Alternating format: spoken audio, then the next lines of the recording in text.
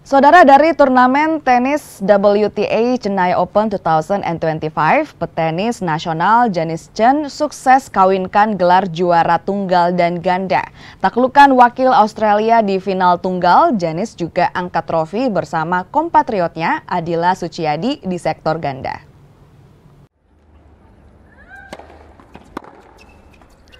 Petenis nasional Janice Chen terus berkibar di panggung dunia. Usai sederet hasil positif, petenis 23 tahun torehkan tingkat emas lainnya dengan memenangkan turnamen level 250 WTA Chennai Open.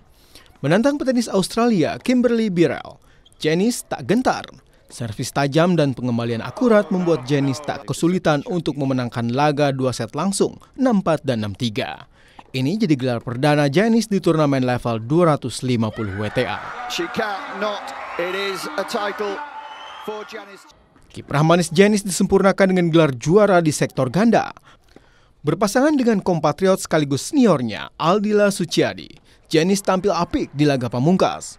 Monica Niculescu Storm Hunter yang jadi lawan di final dibuat tak berkutik. 4 kali mematahkan servis lawan, duet Janice Adila akhirnya sukses amankan gelar juara 2 set langsung 7-5 dan 6-4.